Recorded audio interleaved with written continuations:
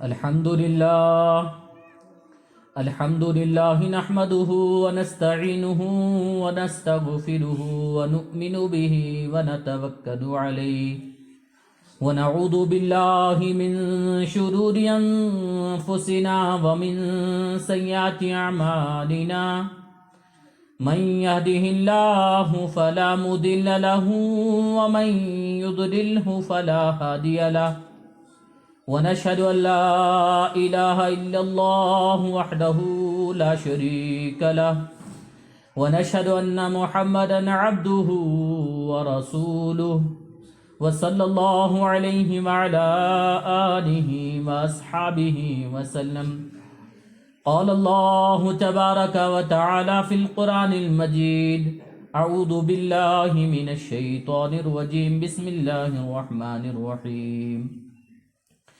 قل اللهم مالك الملك تؤتي الملك من تشاء وتنزع الملك ممن تشاء وتعز من تشاء وتذل من تشاء بيدك الخير إنك على كل شيء قدير.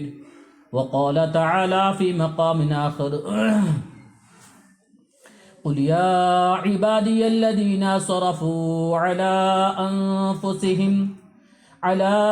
أنفسهم لا تقنطوا من رحمة الله إن الله يغفر الذنوب جميعا إنه هو الغفور الرحيم. وقال النبي صلى الله عليه وسلم: لا تحقرن من المعروف شيئا. صدق الله العلي العظيم وصدق رسوله النبي الكريم ونحن على ذلك من الشاهدين والشاكرين والحمد لله رب العالمین. محترم المقام، واجب الاحترام، معزز بزرگوں، ساتھیوں، السلام علیکم ورحمۃ اللہ وبرکاتہ. اللہ رب العزت کا بے انتہا احسان، کرم اور فضل کہ جس اللہ نے ہم سب کو ایمان کی نسبت سے ایمان والے گھروں میں پیدا فرمایا، اور مزید اللہ رب العزت کے احسان اور کرم کہ جس اللہ نے ہم سب کو نماز جمعہ کے قبل کچھ دیر دین کی غور و فکر کرنے کی توفیق نصیب فرمایا. اللہ رب العزت ہم سب کا یہاں پر جمع ہونا ہم سب کی ہدایت کا ذریعہ بنائیں، اور دنیا میں ہم سب کے لیے دنیا میں ہدایت اور آخرت میں نجات کا ذریعہ بنائیں. میں نے آپ حضرات، یہ رجب المرجب کا مہینہ چل رہا ہے،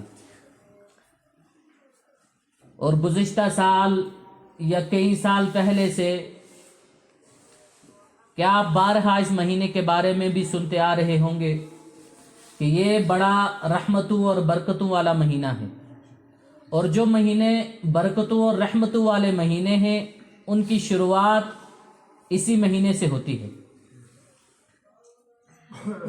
کہ کتنا بڑا عظمتوں والا مہینہ ہے، اس کو اشہر الحرم میں حرمت والے مہینوں میں بیان کیا گیا ہے. اللہ نے چاہا تو آئندہ جمعہ اس پر تبصرہ کریں گے یا مذاکرہ کریں گے. تو سب سے پہلے میں نے آپ حضرات کے سامنے کچھ آیات کریمہ اور نبی اکرم صلی اللہ علیہ وسلم کے مبارک ارشاد کا ایک ٹکڑا آپ حضرات کے سامنے رکھا ہے. کہ سب سے پہلے جو آیت میں نے آپ حضرات کے سامنے پڑھی، اللہ رب العزت قرآن پاک میں فرما رہے ہیں: قل اللہم مالک الملک تؤتی الملک من تشاء وتنزع الملک ممن تشاء. کہ بادشاہت جو ہے وہ اللہ ہی کے لیے ہے، اور اللہ جس کو چاہتا ہے بادشاہت اور سلطنت عطا کرتا ہے، اور اللہ جس سے چاہتا ہے یہ بادشاہت سلطنت واپس چھین لیتا ہے. وَتُعِزُّ مَن تَشَاءُ وَتُذِلُّ مَن تَشَاءُ. کہ اللہ جس کو چاہتا ہے عزت عطا کرتا ہے اور جس کو چاہتا ہے ذلیل کر دیتا ہے. اِنَّكَ عَلَى كُلِّ شَيْءٍ قَدِيرٌ. کہ یہ جتنے بھی تمام اختیارات ہیں یہ اللہ کے پاس ہیں. اور فرمایا کہ اللہ بڑا قادر ہے. اور دوسرے مقام پر جو آیات کریمہ میں نے آپ حضرات کے سامنے پڑھی، قُلْ يَا عِبَادِيَ الَّذِينَ أَسْرَفُوا عَلَىٰ أَنفُسِهِمْ لَا تَقْنَطُوا مِن رَحْمَةِ اللَّهِ إِنَّ اللَّهَ يَغْفِرُ الذُّنُوبَ جَمِيعًا إِنَّهُ هُوَ الْغَفُورُ الرَّحِيمُ. کہ اللہ تبارک و تعالی اپنے حبیب محمد مصطفیٰ صلی اللہ علیہ وسلم سے بیان کر رہے ہیں کہ اے نبی صلی اللہ علیہ وسلم، آپ کہہ دیجئے میرے ان بندوں کو جنہوں نے ظلم کر کر کے، گناہ کر کر کے اپنے آپ پر ظلم کیا ہے، ظلم کیا اپنی جانوں پر گناہ کر کر کے. آگے فرمایا لا تقنطوا من رحمت اللہ، کہ وہ میری رحمت سے مایوس نہ ہوں. ان اللہ یغفر الذنوب جميعا انہ هو الغفور الرحیم، کہ یقیناً اللہ تعالیٰ تمام گناہوں کو معاف کرنے والا ہے. انہ هو الغفور الرحیم، اور وہ سب سے بڑا رحم کرنے والا. اور اللہ کے نبی صلی اللہ علیہ وسلم کا مبارک ارشاد اور اس کا ٹکڑا میں نے آپ حضرات کے سامنے رکھا، لا تحقرن من المعروف شیئا، کہ تم کسی چھوٹی سی چھوٹی نیکی کو حقیر نہ سمجھو، کہ کوئی چھوٹی سی چھوٹی نیکی ہو اس کو بھی حقیر نہ سمجھو. آگے فرمایا جس کا مفہوم و خلاصہ، اگر تم اپنے بھائی سے خندہ پیشانی کے ساتھ جا کر کے ملتے ہو کہ اس نیکی کو بھی تم حقیر نہ سمجھو. ان آیات کریمہ اور نبی اکرم صلی اللہ علیہ وسلم کے مبارک ارشاد سے ہمیں جو پیغام ملتا ہے وہ پیغام یہ ہے کہ بادشاہت اللہ کی ہے، اور جس کو وہ چاہتا ہے بادشاہت دیتا ہے اور جس سے چاہتا ہے چھین لیتا ہے. اور اب ہمیں پیغام ملتا ہے کہ عزت بھی اسی کے قبضے قدرت میں ہے، کہ جس کو چاہے عزت دے دی، جس کو چاہا ذلیل کر دیا. اور یہ تمام چیزوں کے، ان تمام کے اختیارات کس کے پاس ہیں؟ اللہ کے پاس. اور ہمیں ایک پیغام ملتا ہے کہ ہم بسا اوقات کہ اپنی گناہوں کی وجہ سے، کہ گناہ ہو گیا، انسان سمجھتا ہے کہ یہ گناہ بڑھتے بڑھتے میں اتنا بڑا گناہ گار ہو گیا ہوں، اب میری گناہ کی کوئی معافی ہے ہی نہیں. کہ کئی لوگ اس جگہ پر پہنچ کر کے اس نا امیدی میں کہ اب ہمارے گناہ معاف ہونے والے نہیں ہیں، میں اتنا بڑا گناہ گار ہوں. اللہ نے ہم تک پیغام پہنچایا کہ نبی صلی اللہ علیہ وسلم آپ میرے بندوں سے کہہ دیجئے کہ آپ نے اپنی جانوں پر، جن لوگوں نے اپنی جانوں پر ظلم کیا گناہ کر کے، وہ میری رحمت سے مایوس نہ ہوں، میں گناہوں کو معاف کرنے والا ہوں. اور آگے ایک پیغام جو ہمیں ملا کہ کوئی بھی نیکی انسان کرے اس نیکی کو معمولی نہ سمجھے، کہ کوئی نیکی معمولی نہیں ہے، کہ بسا اوقات انسان سمجھتا ہے. اور آج کے حالات افسوس کے ساتھ یہ چیز کہنی پڑتی ہے کہ ہم کئی مرتبہ ان لوگوں کو سننا شروع کر دیتے ہیں، ان لوگوں کو پڑھنا شروع کر دیتے ہیں جن کا کوئی سرا ہی نہیں ہے، نہ جن کی کوئی تحقیق ہے. من گڑت کہانیاں سنا کر کے ہمیں ایسے حالات پیدا کر دیے جاتے ہیں کہ بسا اوقات کے سننے کو ملتا ہے کہ سنت کوئی چیز ہے ہی نہیں، بسا اوقات سننے کو ملتا ہے نوافل یہ بیکار کی چیزیں ہیں، اور بسا اوقات ایسے جو نیک اعمال ہیں جن کو ہم چھوٹے چھوٹے نیک اعمال کہہ سکتے ہیں کہ یہ سارے بیکار کی چیزیں ہیں. مشہور حدیث کہ ایک بندہ راستے چل رہا ہے کہ چلتے چلتے اس کے راستے میں ایک تکلیف دہ چیز آئی، اس نے اس تکلیف دہ چیز کو راستے سے ہٹا دیا، اللہ نے اس پر اس کی مغفرت کر دی. کہ چھوٹا سا عمل دکھنے میں بظاہر چھوٹا سا عمل ہے کہ ایک راستے میں تکلیف دہ چیز پڑی ہوئی ہے، اس نے اس نیت سے اٹھا دی کہ کسی کو تکلیف ہوگی، اللہ نے اس کے تمام گناہوں کو معاف کر کے اس کی مغفرت کر دی. اور حدیث میں ہمیں ایک واقعہ ملتا ہے کہ ایک عورت بدکار اور فاحشہ عورت کہ راستے سے چل رہی ہے، سڑک کے کنارے ایک کتا دیکھا جو پیاس کی وجہ سے اپنی زبان سے زمین کو چاٹ رہا ہے، مٹی کو چاٹ رہا ہے۔ اس کے دل میں ذرا سا احساس آیا، ذرا سا ترس آیا کہ میں کیا اس کے لیے کر سکتی ہوں۔ حدیث میں آتا ہے جس کا مفہوم و خلاصہ کہ اس نے اپنے چمڑے کا موزہ مسی اتار کر کے کنویں میں ڈالی، پانی نکالا، اس پیاسے کتے کی پیاس بجھا دی، اللہ نے اس کی مغفرت کر دی۔ بظاہر یہ بھی کوئی اتنا بڑا عمل دکھنے میں نہیں ہے۔ نبی اکرم صلی اللہ علیہ وسلم نے فرمایا لا تحقرن من المعروف شیئا، کہ تم کسی چھوٹی سی چھوٹی نیکی کو حقیر نہ جانو، کہ کئی مرتبہ ایسا دیکھا جاتا ہے۔ اور واقعات کی روشنی میں، کتابوں میں، حدیث کی کتابوں میں ہم اگر اٹھا کر کے دیکھیں، اسلاف کا جو زندگی گزار کر کے اللہ کے پاس گئے، بعد میں لوگوں نے ان کو خواب میں دیکھا اور ان کے حالات کو معلوم کیا کہ ان کے حالات آج کیسے ہیں، اللہ نے ان کے ساتھ کیسا معاملہ کیا۔ بے شمار ایسے واقعات ملتے ہیں کہ معمولی سے معمولی کام پر اللہ نے ان کی مغفرت کر دی۔ حضرت عبداللہ بن سلام اور حضرت سلمان فارسی رضی اللہ تعالی عنہ کہ بارہا ہم ان کا نام سنتے ہیں، اور بڑے جلیل القدر صحابی گزرے ہیں۔ روایتوں میں آتا ہے کہ سلمان فارسی رضی اللہ تعالی عنہ کا انتقال ہوا۔ عبداللہ بن سلام رضی اللہ تعالی عنہ نے ان کو خواب میں دیکھا، معلوم کیا حضرت بتائیں آپ کے ساتھ اللہ نے کیا معاملہ کیا، کہ فرمایا عبداللہ بن سلام میرے ساتھ اللہ نے بڑا بہترین معاملہ کیا، بڑا احسان کا معاملہ کیا۔ کہ کس عمل پر آپ کے ساتھ یہ معاملہ ہوا کہ آپ کے اللہ نے مغفرت کر دی؟ کہ فرمایا کہ میں نے اپنے تمام عملوں میں جو سب سے وزنی عمل پایا وہ توکل ہے، کہ میرا اللہ پر بھروسہ ایسا تھا، میرا اللہ پر توکل ایسا تھا کہ اللہ نے اس کی برکت سے، اس کی وجہ سے میری مغفرت کر دی۔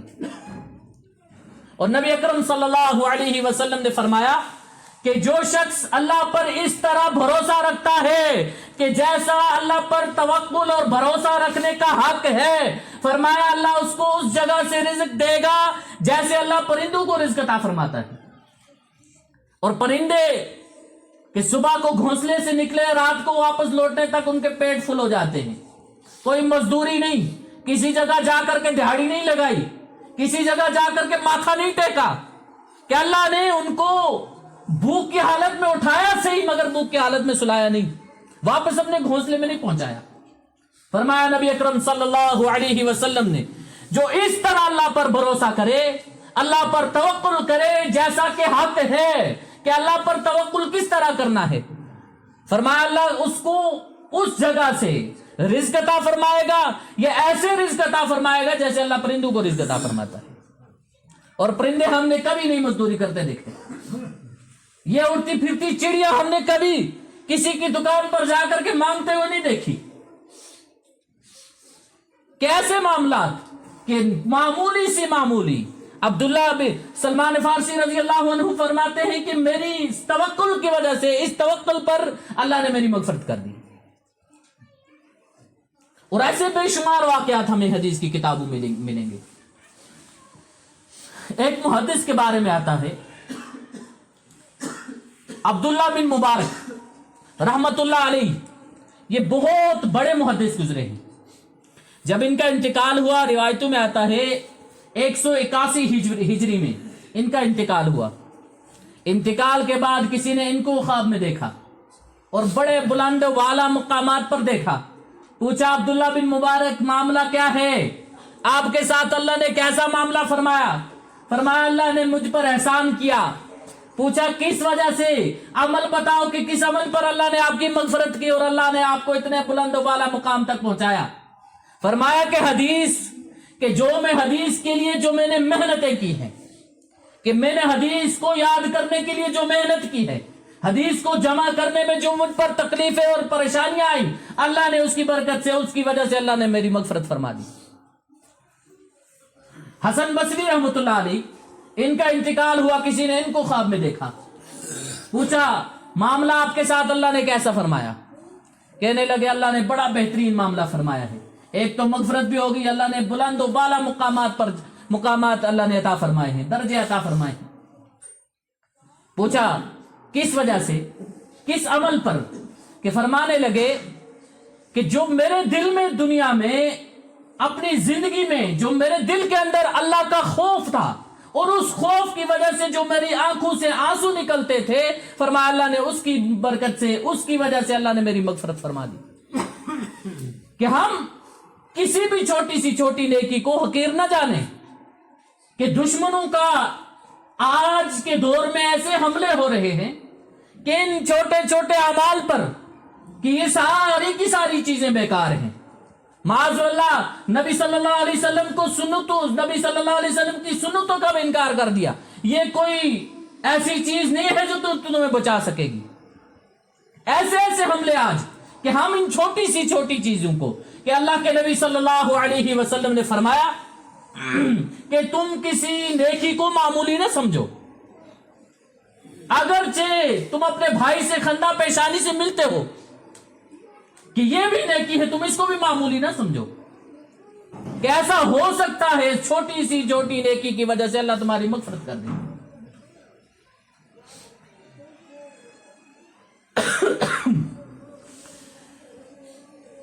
امام قدامہ رحمت اللہ علیہ, ان کی بڑی کتابیں ہمارے سامنے آتی ہیں.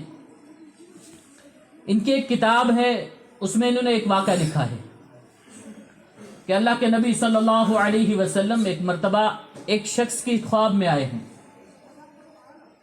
ایک شخص نے خواب دیکھا کہ خواب میں نبی اکرم صلی اللہ علیہ وسلم کی زیارت ہوئی. اللہ کے نبی صلی اللہ علیہ وسلم نے فرمایا کہ تو فلاں مجوسی کے پاس فلاں مقام پر جا, اس کو جا کر کے خوشخبری سنا کہ اللہ نے تیرے حق میں دعا قبول کر لی. ایک دن خواب دیکھی کہ کسی مجوسی کا ذکر ہو رہا ہے. دوسرے دن خواب دیکھی کہ کسی مجوسی کا ذکر ہو رہا ہے, اور اللہ کے نبی صلی اللہ علیہ وسلم حکم دے رہے ہیں کہ جاؤ اس مجوسی کے پاس, اس کو خوشخبری سناؤ کہ تمہارے حق میں اللہ نے دعا قبول کر لی. اب یہ شخص نکلا ہے جس مقام کا اس کو خواب میں تذکرہ ہے, وہاں پہنچا, جا کر کے دیکھا ایک مجوسی اور کچھ لوگ غیر مسلم ایک جگہ کھڑے ہوئے ہیں. اب یہ بھی جا کر کے کھڑا ہو گیا. اب وہ مجوسی جس کے بارے میں نبی اکرم صلی اللہ علیہ وسلم نے بشارت سنائی ہے, یہ بھی کھڑا ہے. اس نے دیکھا کہ ایک مسلمان ہے, دیندار آدمی دکھ رہا ہے, یہ دور کھڑا ہے, اس کے قریب چلا گیا. جا کر کے پوچھا بتاؤ کیا وجہ ہے, کوئی کام ہے, کس لیے آئے ہو؟ یہ کہنے لگا کہ مجھے آپ سے ایک کام ہے, وہ تنہائی میں آپ سے بات کرنی ہے. روایتوں میں آتا ہے کہ یہ شخص اس مجوسی کو لے کر کے تنہائی میں چلا گیا.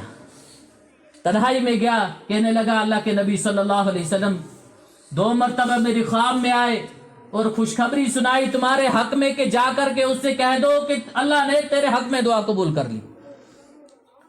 اب روایتوں میں آتا ہے کہ یہ مجوسی دوسری کوئی بات اس نے نہیں کی, اس کے پاس واپس آیا, مسلمان کے پاس قریب آ کر کے کھڑا ہوا, کہنے لگا مجھے کلمہ پڑھاؤ. اس نے کلمہ پڑھایا, مسلمان ہو گیا.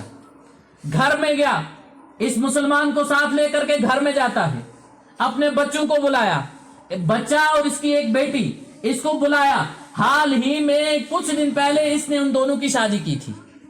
اور مجوسیوں میں ایک چیز عام ہے کہ یہ بچہ اور بچی کی شادی کر دیتے ہیں.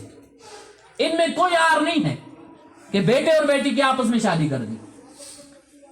تو اس نے اپنے بیٹے کو بلا کر کے کہا کہ میرے حق میں یہ شخص بڑے دور سے چل کر کے آیا, مجھے خوشخبری سنائی ہے, میں اسلام قبول کر چکا ہوں, تو بھی کلمہ پڑھ لے.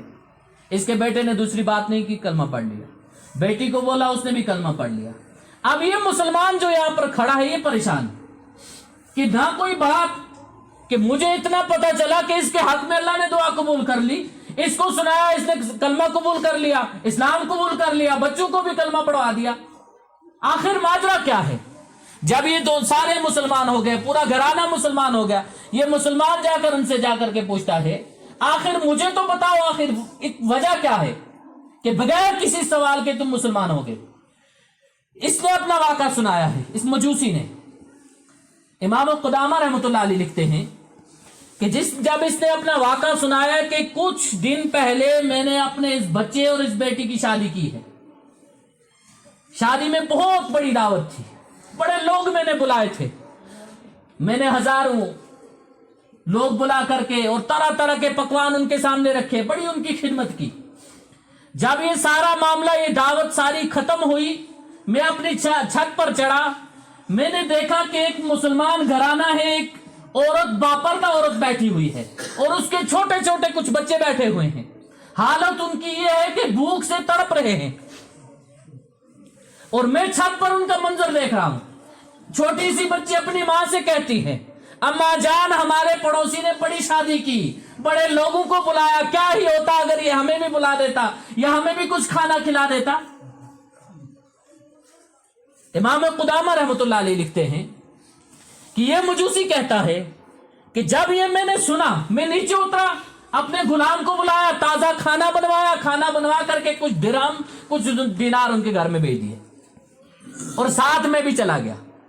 میں کسی آڑ میں رک کر کے ان کی باتیں سن رہا ہوں۔ میرے غلام نے جا کر ان کو کھانا پیش کیا، یہ بڑے خوش ہو گئے، اور کہتا ہے کہ میں نے جب ان کے چہرے پر جو خوشی دیکھی ہے اس وقت، آج سے پہلے ایسی خوشی میں نے کبھی نہیں دیکھی تھی کہ بچوں کے سامنے کھانا آ گیا، یہ کھا رہے ہیں، اور کھانے کے بعد جو ہی چھوٹی بچی اپنی ماں سے کہتی ہے، اما جان انہوں نے بڑا ہم پر احسان کیا ہے، اس احسان کا بدلہ ہم چکا نہیں سکتے، چلو اللہ کی بارگاہ میں اس کے لیے ایمان کی دعا کر دیتے ہیں کہ اللہ اس احسان کے بدلے اس کو کلمے کی توفیق عطا کر دے۔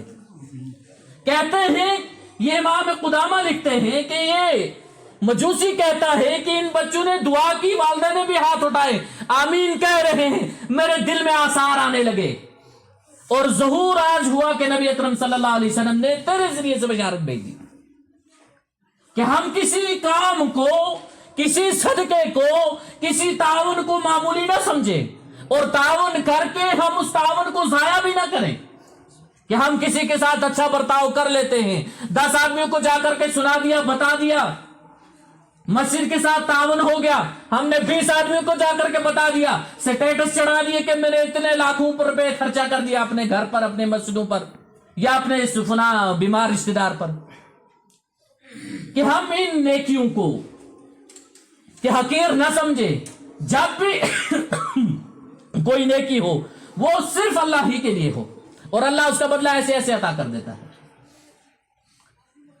ایسے بہت سارے واقعات کتابوں میں آئے ہیں کہ انسان اگر ان واقعات کو پڑھنے بیٹھ جائے، سننے بیٹھ جائے، بڑے معاملات اور بسا اوقات ایسی چیزیں، یہ میں نے آپ حضرات کے سامنے مغفرت کا ذکر کیا کہ بادشاہت کس کی ہے؟ اللہ کی۔ عزت کون دیتا ہے؟ اللہ۔ اور ذلیل کون کرتا ہے؟ اللہ۔ یہ ساری چیزیں، ان سب چیزوں کا اختیار کس کے پاس ہے؟ اللہ کے پاس۔ اور چھوٹے چھوٹے عملوں پر اللہ ہدایت دے دیتا ہے کہ بلال حبشی حبشہ سے چل کر آئے، اللہ نے ہدایت دے دی۔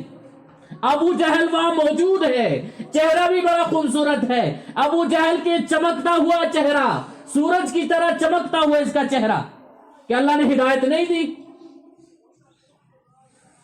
اور قرآن اس کے لیے کہتا ہے، تبت یدا ابی لہب و تب، ابو لہب کے ہاتھ ٹوٹ جائیں، نہ اس کا مال اس کو بچا پایا، نہ اس کے اولاد اور اس کی باقی چیزیں اس کو بچا پائی۔ کہ ہدایت اللہ کے پاس ہے، کہ ہم ہدایت پر ہیں، اس پر اللہ سے استقامت مانگیں، یا اللہ ہمیں ہدایت دی ہے، ہمیں اس پر استقامت دے، اور اس پر اللہ کا شکر ادا کریں کہ ہدایت اللہ کی طرف سے ہے، یہ ہمارے خود کا کام نہیں ہے، ہمارے خود کی یہ قوت اور طاقت نہیں ہے کہ ہم ہدایت چھین کر کے لے سکیں یا کسی سے چرا کر کے لے سکیں۔ روایتوں میں بڑا عجیب و غریب ایک واقعہ لکھا ہے۔ شیخ ابو عبداللہ اندلوسی، یہ وقت کے ایک بہت بڑے شیخ گزرے ہیں، اور کتابوں میں لکھا ہے کہ 30,000 سے زیادہ حدیثیں ان کو زبانی یاد تھی، قرآن کے مکمل حافظ، اور جن قراتوں میں الگ الگ قراتوں میں قرآن کو پڑھنے والے. روایتوں میں آتا ہے کہ 12,000 اس وقت کے ان کے مرید، کہ جیسا کہ یہ دین ہم تک جو پہنچا ہے، اسلام ہم تک پہنچا ہے، یہ وادی کشمیر میں ہم تک پہنچا ہے، اس سے سارے واقف ہیں کہ یہ اسلاف کا ایک طریقہ اس وقت ہوا کرتا تھا صوفیاء کرام کا، کہ وہ لوگ ایک جگہ سے دوسری جگہ جاتے. اس وقت نشر و اشاعت کا کوئی اتنا بڑا انتظام نہیں ہوتا تھا. یہ لوگ ادھر سے گئے، ادھر جا کر کے دعوتیں دینا شروع کر دی، ادھر لوگوں کو مراقبے کے ذریعے سے، اذکار کے ذریعے سے لوگوں کو ایک جگہ جمع کیا کرتے تھے. یہاں پر جو واقعہ ان کا لکھا ہے، یہ شیخ ابو عبداللہ اندلسی اپنے ایک بہت بڑے قافلے کے ساتھ اندلس سے نکلے ہیں. یہ ایک جگہ جا کر پہنچے. جب اس قبیلے میں یہ داخل ہوئے ہیں، انہوں نے دیکھا کچھ لوگ بتوں کی پوجا کر رہے ہیں، کچھ لوگ مجوسی ہیں، کچھ لوگ عیسائی ہیں کہ اللہ کو نہیں ماننے والے، کہ راستے میں ہر جگہ پر انہوں نے بت بنا کر کے رکھے ہوئے ہیں. دل میں خیال آیا کہ دیکھو ان لوگوں کو اللہ نے کتنا ذلیل کیا ہوا ہے اور اللہ نے ہمیں ہدایت پر رکھا ہے. اتنا کہنا تھا کہ کتابوں میں لکھا ہے کہ ان کے حالات ادھر ہی سے بدل گئے. حالات کیسے بدلے؟ کہ دور سے نظر آئی ان کو ایک خوبصورت نوجوان لڑکی سر پر ایک پانی کا برتن رکھے ہوئے جو پانی بھر کر کے لے کر آ رہی تھی. یہ اس کی طرف دیکھنے لگ گئے. مرید پریشان ہیں کہ شیخ ہمیں تو 1000 بار منع کرتے ہیں اپنی نگاہوں کی حفاظت کرو، اور آج معاملہ یہ ہے کہ خود پریشان ہو چکے.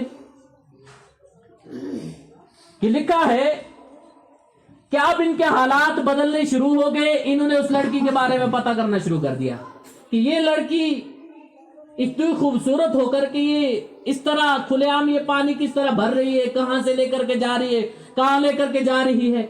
لوگوں نے بتایا شیخ یہ آپ کا کام نہیں ہے، آپ اس کام کو چھوڑ دیں.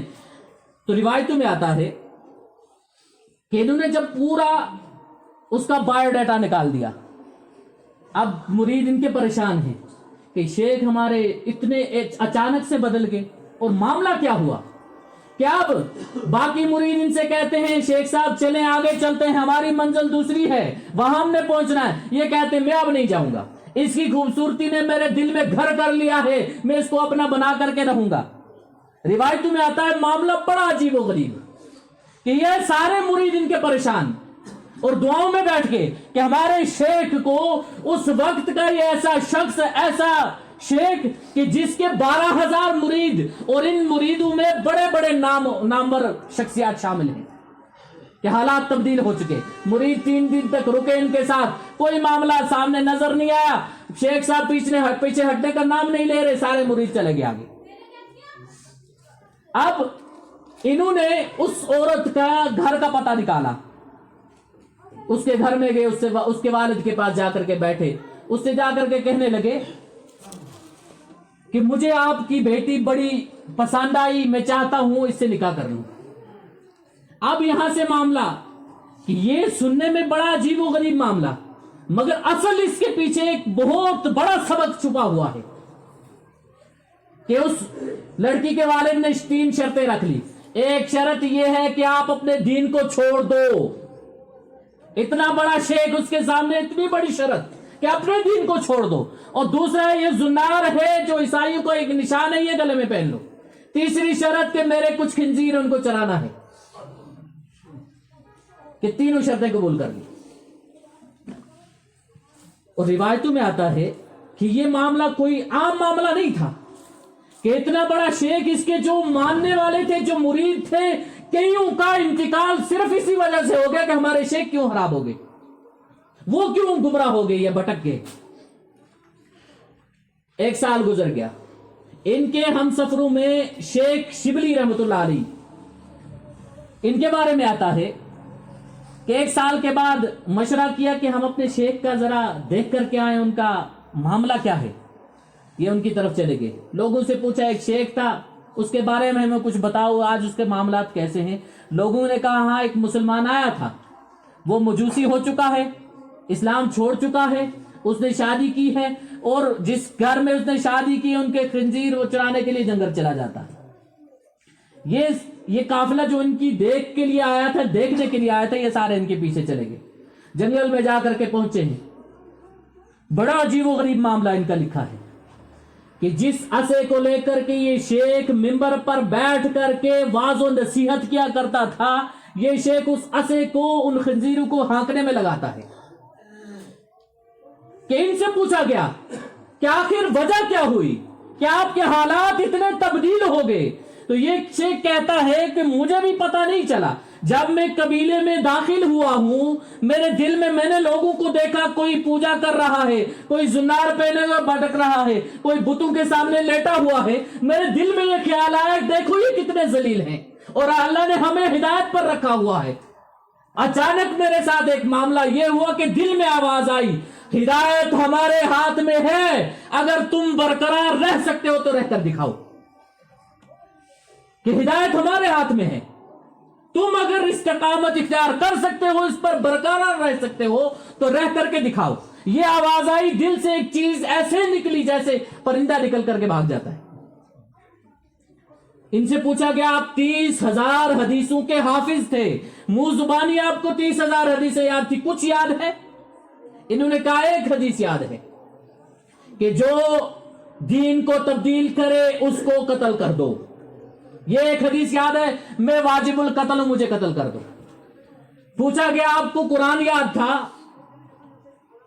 آپ کو کوئی قرآن کی کوئی سورت یا کچھ حصہ یاد ہے؟ کہتے ہیں کچھ نہیں سوائے 2 آیتوں کے، ان میں سے ایک آیت بتائی وَمَن يُهِنِ اللَّهُ فَمَا لَهُ مِن مُكْرِمٍ، کہ اللہ جس کو ذلیل کرے اس کو کوئی عزت نہیں دے سکتا، کہ صرف ایک آیت مجھے یاد ہے۔ اب روایتوں میں آتا ہے ان کے لیے دعائیں ہوئی ہیں، اور دعائیں اس طریقے پر ہوئی کہ جانور دیکھنے والے یہاں پر جمع ہو گئے، کہ کہنے کا اس سے مفصل آگے بھی اس کا واقعہ لکھا ہوا ہے، مگر مختصر کر کے اصل کہنے کا جو مقصد تھا، ہمارے لیے جو سبق ہے کہ ہدایت اللہ کے ہاتھ میں ہے، کہ ہم اگر ہدایت یافتہ ہیں اس پر اللہ کا شکر کرے، نہ کہ ہم لوگوں کو دکھائیں کہ تو نماز نہیں پڑھتا، تو ذلیل ہے، تجھے اللہ نے گرا کر کے رکھا ہوا ہے، اپنے سے کم کسی کو نہ سمجھے، کہ ہر حال میں اللہ کا شکر ہو اور اللہ سے دعا ہو، یا اللہ تو نے ہدایت پر لایا ہے، یا اللہ تو نے ہدایت پر رکھا ہے تو ہدایت پر استقامت عطا فرما۔ ہم نماز پڑھتے ہیں اہدنا الصراط المستقیم، یا اللہ ہدایت والے راستے پر رکھ۔ ہدایت واسطہ راستہ کون سا ہے؟ نبیوں والا جن پر انعام ہوا، صدیقین والا جن پر انعام ہوا، اور صالحین والا جن پر انعام ہوا۔ اللہ رب العزت سننے سے زیادہ عمل کرنے کی توفیق نصیب فرمائے۔ اللہ رب العزت ہم سب کو ہدایت یافتہ لوگوں میں شامل فرمائے۔ اللہ رب العزت ہم سب ایمان پر استقامت عطا فرمائے۔ اللہ رب العزت سننے سے زیادہ عمل کرنے کی توفیق نصیب فرمائے۔ وآخر دعوانا الحمدللہ رب العالمین۔ صفوں کو درست کرنا، جہاں خالی جگہ اس کو پوری کر۔